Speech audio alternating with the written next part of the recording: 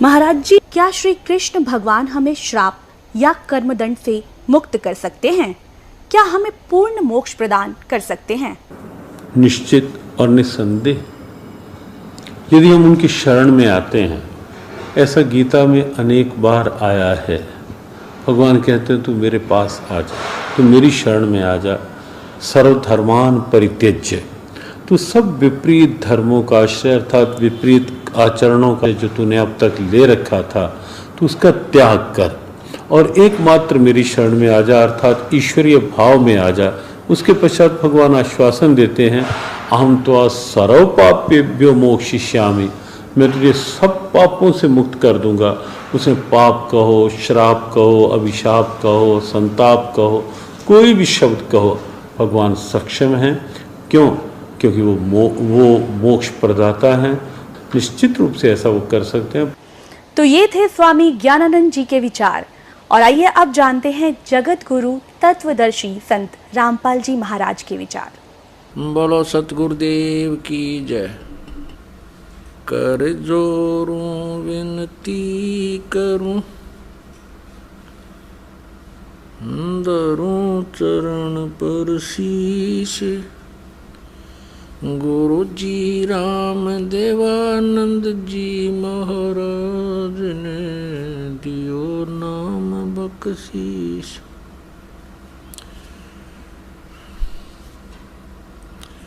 दंडवतम गोविंद गुरु, बंधु अविजन सोए, पहले भये प्रणाम तिन, नमो जो आगे होए। किसी ने प्रश्न किया श्री कृष्ण भगत से, क्या श्री कृष्ण भगवान हमें श्राप और पाप कर्म दंड से मुक्त कर सकते हैं? तो उन्होंने क्या उत्तर दिया कि हाँ श्री कृष्ण हम सब पापों से मुक्त कर सकते हैं। और प्रमाण के लिए क्या बोला? श्रीमद् भगवत गीता जी अध्याय नंबर 18 का श्लोक नंबर 66। सर्वधर्मान परित्यज माम एकम शरणम व्रज, अहम तवा सर्व पापेभ्यः मोक्षामि मा शुच। ये उत्तर दिया इन अज्ञानियों ने। अब यहाँ सर्वधर्मान परित्यज माम क्या कहता गीता ज्ञानदाता? जैसे गीता जी अध्याय नंबर 15 के श्लोक नंबर 16 और 17 में 3 प्रभु बताए हैं, सरपुरुष, अक्षर पुरुष और परम अक्षर पुरुष। और श्रीमद् भगवत गीता अध्याय नंबर 17 के श्लोक नंबर 23 में इन तीनों के जाप की विधि बताई है। ओम तत्सत इति निर्देश है, ब्रह्मण त्रिविध समर्थ है। ओम सरपुरुष का, ब्रह्म का, और ये तत् है ये अक्षर पुरुष का, और सत ये परम अक्षर पुरुष यानी परम अक्षर ब्रह्म का जाप है। तो गीता जी अध्याय नंबर 18 के श्लोक नंबर 66 में क्या प्रमाण है? गीता ज्ञानदाता कहता है कि यदि तूने उस परम अक्षर ब्रह्म की शरण में जाना है तो मेरे सतर की जो साधना तूने की है ओम नाम की और यज्ञ आदि, वो मुझ में छोड़ दे। हम क्या करते रहे? हम ओम नाम का जाप जपते। पहले ऋषि में ऋषि यानी सतयुग त्रेता द्वापर में केवल एक ही मंत्र था, और हम क्या करते रहे? उसकी मंत्र की कमाई से ब्रह्मलोक में चले जाते और वहाँ अपने पुण्यों को अक्षीण करके फिर वापस आ जाते। और यहाँ विधान है इस काल का, ब्रह्म का, इसके लोक में जब तक ये प्राणी है और इसको यो 3 मंत्र का जाप परम संत से प्राप्त नहीं होता, सतनाम सारनाम, तो उसको जैसे कर्म किए दोनों भोगने पड़ते। अब ओम नाम के जाप की कमाई तो हम ब्रह्मलोक में नष्ट कराते, वो पाप हमारे ज्यों के त्यों रह जाते। उन पापों को हम कुत्ते गधे सुअर बनकर यहाँ भोगते रहे। अब हम कैसे करेंगे? ये कहता है कि मेरे सतर का जो ब्रह्म का ओम मंत्र का जाप हो 3 मंत्रों में से, तो वो सर्वधर्मान परित्यज माम, मेरे सतर की जितनी भी धार्मिक अनुष्ठान पूजाएं तूने की हैं वो मुझ में छोड़ दे, इसका प्रतिफल ना ले। मेरे सतर की सब पूजाओं को मेरे को दे दे, ओम नाम के जाप को, और ये गादी जो तूने की है मुझे दे दे, छोड़ दे। एकम शरणम व्रज, एकम माने जिसके बराबर दूसरा ना हो, अद्वितीय,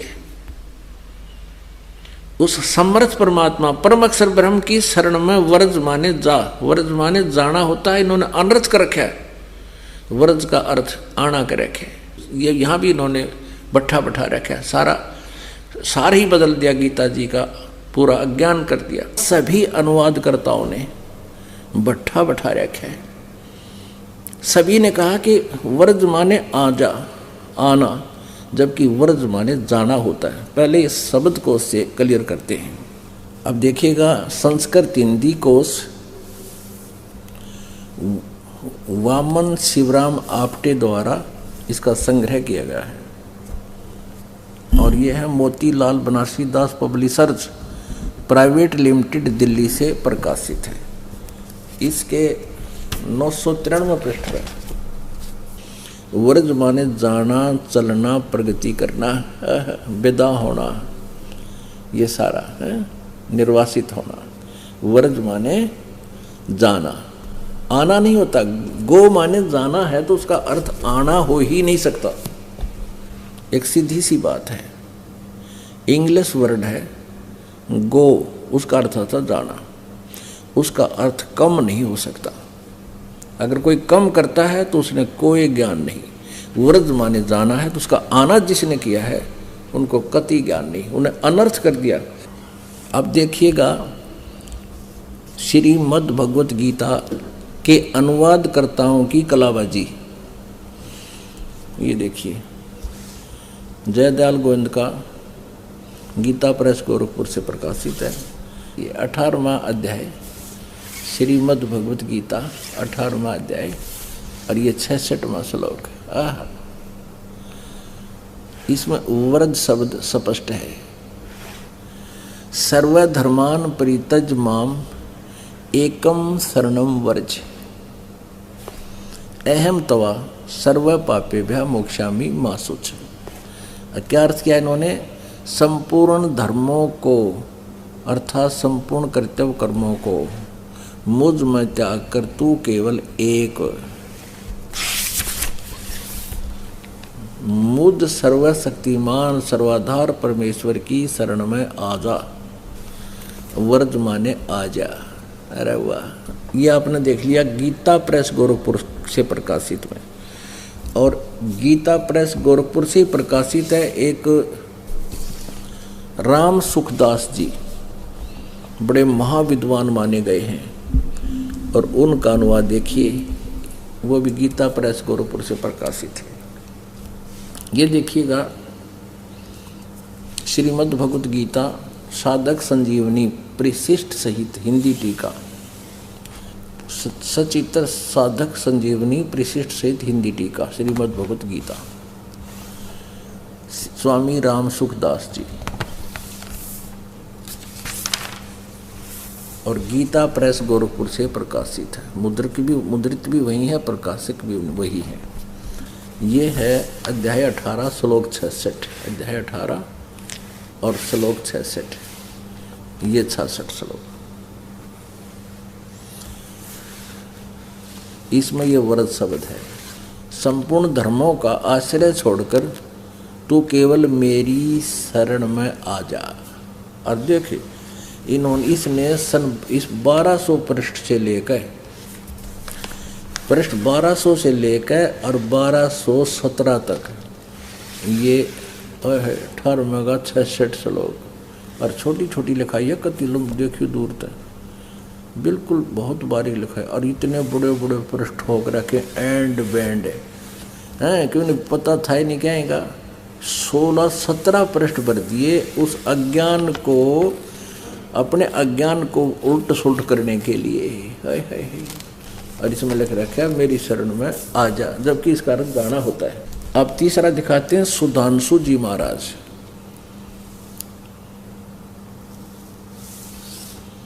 आचार्य सुधांशु जी महाराज, विश्व जागृति प्रकाशन, ओंकारेश्वर महादेव मंदिर, जी ब्लॉक, मानसरोवर गार्डन, नई दिल्ली से। मुद्रक है इंटर इंडिया पब्लिकेशंस D17 राजा गार्डन नई दिल्ली दूरभाष ना। ये है वही 18 जाएगा 18 जाए 66वां श्लोक वर्ज सर्वधर्मान परित्यज माम एकम शरणं व्रज अहम तवा सर्व पापेभ्यो मोक्षामि मा शुच। संपूर्ण धर्मों का आश्रय छोड़कर, ये स्वामी सुधांशु जी का अनुवाद है, तो केवल मेरी शरण में आ जा, बस इतना बतेरा। इनकी हिंदीकरण में इतना ही काफ़ी है। तो आसाराम जी के आश्रम से इसका अनुवाद हुआ है, तो आसाराम जी को यो मान्य है। श्री संत आसाराम जी आश्रम अहमदाबाद। श्री योग वेदांत सेवा समिति संत श्री आसाराम जी आश्रम संत श्री आसाराम जी बापू आश्रम मार्ग इतना अध्याय नंबर 18 का और श्लोक नंबर 66 वर्ज सर्वधर्मान परित्यज माम एकम शरणं व्रज अहम तवा सर्व पापेभ्यो मोक्षामि मा शुच।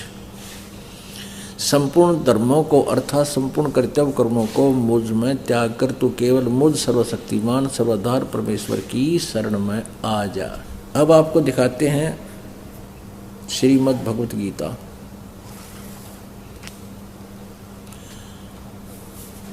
अनुवादक हैं ब्रह्मलीन महात्मा सत्यानंद, महात्मा सर्वानंद सर्वज्ञानंद आदि, संपादक हंसादेश, प्रकाशक है मानव उत्थान सेवा समिति 2/12 पंजाब विभाग नई दिल्ली से।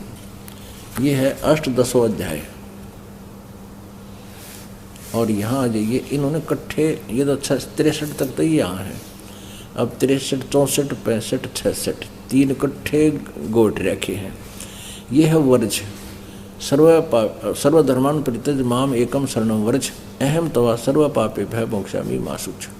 इसका ये तो 64वें का अनुवाद है। अब 65वें का 66वें का यहाँ दिखाते हैं। सर्वधर्मों के कर्मों को छोड़कर केवल मेरी शरण में आ। ये है डॉक्टर सर्वपल्ली राधाकृष्णन मद् Bhagavad Gita. Doctor Sarvepalli Radhakrishnan Hindi pocket books laser मुद्रक हैं। डाट security press private limited Delhi.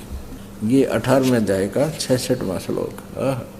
सर्वधर्मान परित्यज माम एकम शरणं व्रज अहम तवा सर्व पापेभ्यो मोक्षामि मा शुच।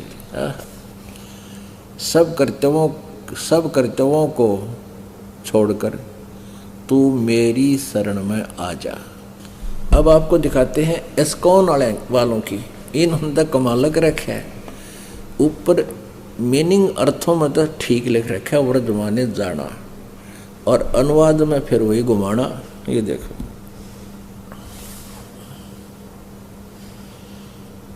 गीतोपनिषद यथारूप द्वारा कृष्ण कृपा श्री मूर्ति श्री श्रीमद AC भक्ति वेदांत स्वामी प्रभुपाद संस्थापक आचार्य अंतर्राष्ट्रीय Krishna Bhavanamrita Sangh Bhakti Vedanta book trust Los Angeles London Stockholm Sydney Hong Kong Mumbai. अब ये कहाँ से छपी है? भक्ति वेदांत बुक ट्रस्ट के लिए भीमदास द्वारा हरे कृष्ण धाम जो मुंबई से प्रकाशित रेखा प्रिंट्स दिल्ली से मुद्रित। 18वां अध्याय है ये।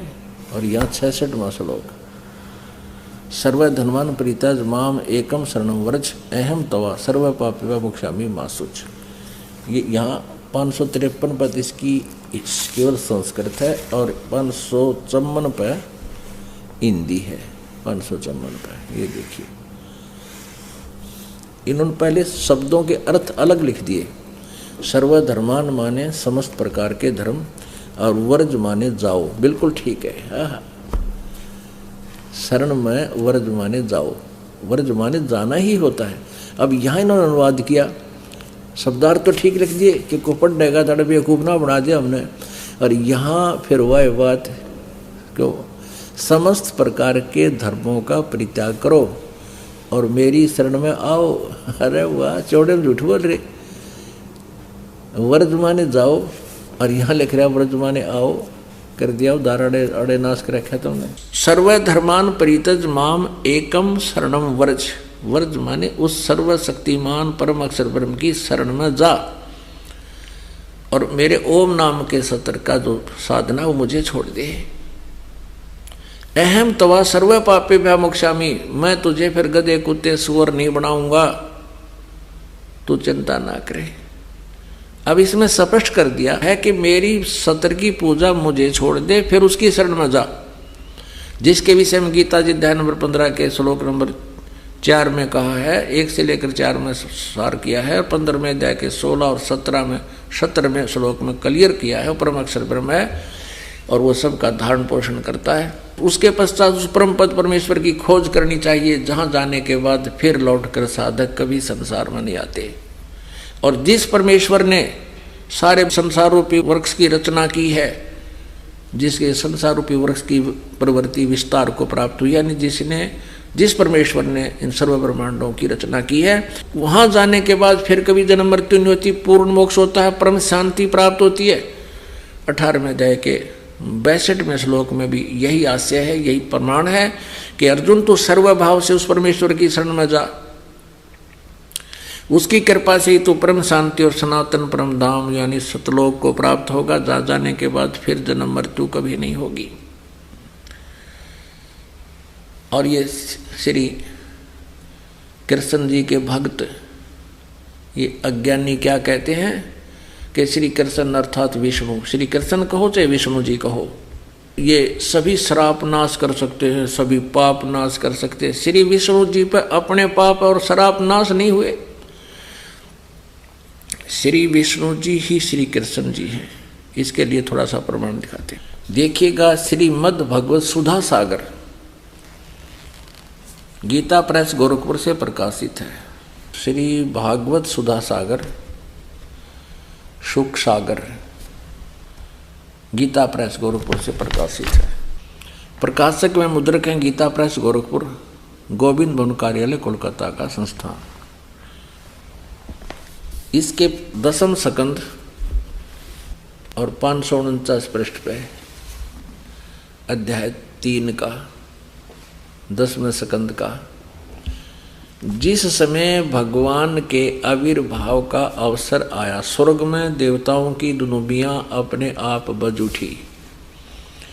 उसी समय सबके हृदय में विराजमान भगवान विष्णु देव रूपिणी देवकी के गर्भ से प्रकट हुए जन्म लिया। जैसे सर्व पूर्व दिशाओं में 16 कलाओं से पूर्ण चंद्रमा का उदय हो गया हो। इससे सिद्ध हो गया कि श्री कृष्ण इज विष्णु, विष्णु इज श्री कृष्ण। देव की गर्भ से श्री विष्णु ने जन्म लिया। अब जैसे ये श्री कृष्ण भगत कह रहे हैं कि भगवान श्री कृष्ण सब श्राप मुक्त कर देता है, सब पापों का नाश कर देता है, और श्लोक सुनाते हैं प्रमाण के लिए। 18वें अध्याय का 66वां श्लोक है। व्रज माने जाना होता है, आना नहीं होता। अपने आत्माओं, एक ने नहीं सभी ने, किसी की भी आप अनुवादित पुस्तक उठाकर देख लेना जिन्होंने श्रीमद् भगवद गीता जी का अनुवाद किया हुआ है, सभी ने व्रज माने जाना, व्रज माने जाना होता है लेकिन आना किया हुआ है। अब जैसे श्री विष्णु जी ने नारद जी को बंदर का मुंह लगा दिया था, क्योंकि नारद जी विवाह कराना चाहते थे और उन्होंने भगवान विष्णु से प्रार्थना की थी कि मुझे आप हरि रूप दे दें। विष्णु जी ने उसको बंदर का रूप लगा दिया नारद जी को, और नारद जी जब पहुँचे स्वयंवर में तो उस लड़की ने उसकी शक्ल देख करके मुंह फेर लिया। किसी व्यक्ति ने उसको दर्पण दिखा दिया कि अपना चेहरा देखो। दर्पण में क्या देखा उसने कि उसका बंदर का मुंह लगा है नारद जी के। तो नारद जी ने विष्णु जी को श्राप दे दिया कि जिस प्रकार आज मैं औरत के वियोग में दुखी हूँ, ऐसे तो पूरा जीवन अपनी पत्नी के वियोग में बितावेगा। श्री विष्णु जी ने राजा दशरथ के घर अयोध्या में जन्म लिया, कौशल्या के गर्भ से युवा हुए, विवाह हो गया सीता जी से, फिर वनवास हुआ, वनवास से सीता जी का अपहरण हुआ और फिर काफी युद्ध करके सीता जी को वापस लाए और आते ही कुछ दिनों के बाद सीता जी को घर से निकाल दिया श्री राम ने। अब नारद जी के श्रापवश विवश होकर के उसने ये सब दुख भोगना पड़ा। उस अपने भी श्राप को विष्णु जी अर्थात श्री कृष्ण जी नाश नहीं कर सके। और ये बात बनाओ कहते सबके श्राप और पाप कर्म दंड नाश कर सकते हैं। श्री रामचंद्र रूप में और श्री विष्णु जी ने सुग्रीव के भाई बाली को मारा था, वध किया था धोखे से वृक्ष की ओट लेकर। उसका भी कर्म दंड भोगना पड़ा विष्णु जी अर्थात श्री कृष्ण जी ने। दुर्वासा ने श्राप दिया था कि यादव कुल का नाश होगा, श्री कृष्ण के सभी पुत्र पौत्र प्रपौत्र और 56 करोड़ यादव दुर्वासा जी के श्राप से नष्ट हो गए। और श्री कृष्ण जी के पैर में एक विषाक्त तीर मार के श्री कृष्ण जी का वध किया। किसने? उस बाली वाली आत्मा जो शिकारी बना हुआ था, श्री कृष्ण जी के समकालीन था और उस शिकारी ने विषाक्त एक तीर बनवा रखा था, वो श्री कृष्ण जी के पैर में मारा धोखे से। श्री कृष्ण जी लेटे हुए थे वृक्ष के नीचे, घुटने पर पैर रख के, उनके पैर में पद्म था।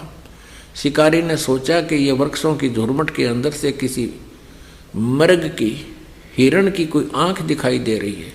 उसने सोचा ये कहीं आहट पाकर भाग ना जाए, आंख समझकर मृग की भगवान श्री कृष्ण के तलवे में तीर मार दिया विषाक्त, जिससे श्री कृष्ण जी का वध हुआ।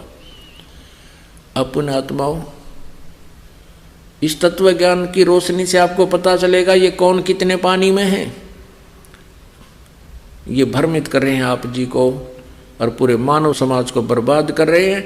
ये सत भक्ति ना बता पा रहे हैं, अपना भी जीवन नष्ट कर रहे हैं और आप जी को भी बर्बाद कर रहे हैं। इसलिए इनसे पीछा छुटवाओ, इस यथार्थ ज्ञान को समझो, इस दास के पास आओ, अपना कल्याण करवाओ। कबीर परमेश्वर को तो कहते ही तो अनपढ़ था, किसी ने पढ़ाया को नहीं है, पंडिता दो रहा घूमिया, ये पंडिता ने काट रहा की टाट, यू कर दिया गहरे, नाश कर रखा, नृत कर दिए। और परमेश्वर ने 600 साल पहले ये बता रखी सारी कहानी, कति यथार्थ रूप दे रखा मालिक ने कबीर वाणी में, सच्चिदानंद घन ब्रह्म की वाणी में ये यथार्थ ज्ञान दे रखा है। किसी का भ्रम ना रहना चाहिए। देखो, एक 1000 का नोट है, उस पर लिखा है कि मैं धारक को 1000 रुपये देने का वायदा करता हूं। दास पे लिखा नहीं है, दास बोल सकता है कि मैं उपासक को सर्व सुख और पूरा कंप्लीट मोक्ष देने का वायदा करता हूं जब नियम रहोगे तो।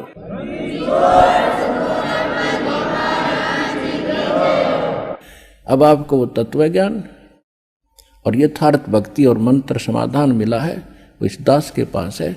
और अपना कल्याण कराओ। दास पलकें बिछाई बैठा आपके लिए। आप भगवान के बच्चे हो, सारे जाओगे।